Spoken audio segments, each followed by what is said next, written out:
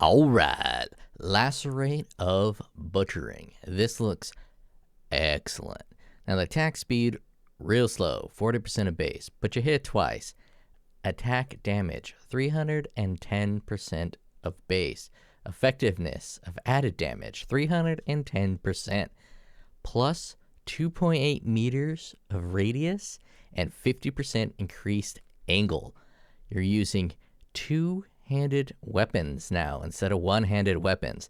This is going to hit so huge and so big. I am torn. I was going to do Rage Cleave and stack up a bunch of Rage and just get massive Cleave Clear. But Lacerate is actually looking better to me because you can hit the enemy in the middle twice. So you're going to get 2 hits of 310% damage. And I get to use two-handers because I freaking love two-handers. And with Rage Cleave, you can't use two-handers. So I think my starter might be Lacerate of the Butchering because this gem is amazing. I love it. Now let's take a look at some of the others. Some of these are big-time letdowns. Don't care about animate weapon, seismic trap, spectral throw. I'm only going to talk about the ones I am intelligent enough to talk about and that I actually care about. Armageddon Brand of Volatility and critical strike chance of 7.5. Effectiveness of damage, 370. It deals a pretty big chunk of base damage, and it can only be attached to one enemy. It triggers once, and then it falls apart. This just screams Armageddon Brand Ignite Prolif. Probably not going to be a great build for bossing, but clearing out maps with Armageddon Brand Prolif, that could be pretty damn cool. Because you can just throw a brand one direction, throw a brand another direction, and they're very like instant spells. So like if you throw a fireball, the fireball has travel time, but a brand does not have travel time. You throw the brand down and it just like instantly zooms and automatically attaches to someone. It's a completely different play style, and getting an ignite play style with this would be very fun.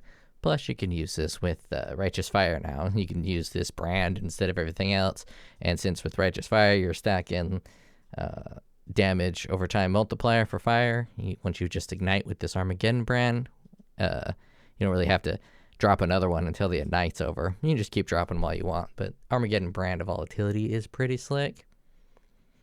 Now this one sounds incredible. Fires a single projectile which moves in a spiral while damaging each enemy in an area around it repeatedly with bolts of lightning.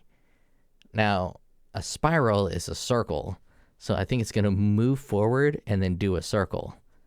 And it's almost going to look like Piccolo's special beam cannon. But the more projectile speed has me a little bit nervous. I wonder if you reduce the projectile speed on this, it's going to slow down that spiral and cause a lot of additional hits when you slow down the projectile speed. This one I really need to see in action, but this might be my the spell I'm most excited about because it sounds extremely fun to play, throwing these little spirals out everywhere. You only get one projectile too, so modifiers to number of projectiles do not apply to this skill. That's pretty, it's either going to be terrible or it's going to be great. There's no middle ground for this because it's either going to be terrible in the damage department and feel good, or it's going to feel terrible and be great in the damage department. And if it does both, that's bonkers. But I'm not sure how it's going to do a lot of damage. It has to proc really fast. That one I'm not excited about. This one, they made a version of Arc that is like Exsanguinate, and then they made an Exsanguinate that's like Arc, and I'm here for it. 21 chains on this. It only shoots one tendril, but it has 21 chains.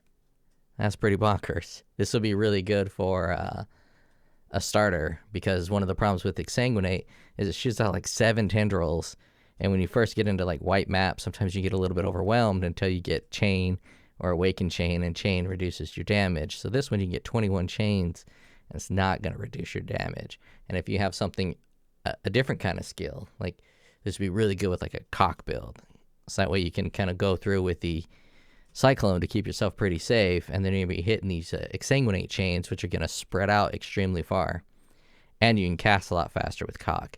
So exsanguinate of transmission is probably going to be the best cum storm you can have. And I think that is all I wanted to talk about. This sad piece of kit right here. Consume all frenzy charges when you hit an enemy while at maximum frenzy charges. Gain onslaught for 1 second per charge consumed. There's already a flask that does this. Onslaught is kind of lame, and you have several ways of getting onslaught. This is the worst way to get onslaught unless you can build it on something where once you consume all of your frenzy charges, you get a couple bonuses. I know there's a couple items like that. There's a bow that once you reach maximum endurance charges, once you reach maximum frenzy charges, it consumes those frenzy charges and does a bunch of stuff. But this is lame. This is really lame. I was expecting much better. I was really excited about frenzy too because of the quality multiplier giving plus 2% more attack damage per frenzy charge. But this is rough. They did frenzy dirty. Unless I'm missing something, this is like really bad. And then this Reeve one, I don't like doing elemental damage, so this is pretty rad. I mean, this is not pretty rad for me because this isn't for me. This is for someone else who wants to do a Reeve elemental build. That ain't me. And in the previous one, they had the Wild Strike that reverses elemental resistances. One of them, that was the only one I was interested in the last one, which is why I didn't make a video on it. Second batch, third batch, it's in the third batch. We might as well just take a look. Wild Strike, the very bottom line, hits treat enemy monster elemental resistance values as inverted. That is really, really sexy. Really, really sexy. And there's a ton of stuff to do with that. I'm probably not going to do anything with that for a while, but someone's going to create an absolute beast with this thing. An absolute beast. I guarantee it. Oh, it even costs energy shield up there. That's weird. I didn't see that. Wild Strike of Extremes costs 28 mana, 28 life, and 28 energy shield. That's interesting. I would have missed that completely. But everything else I wasn't that excited about. Except for this one. Split arrow of splitting. Sounds incredible. Sounds like a total tornado shot destroyer.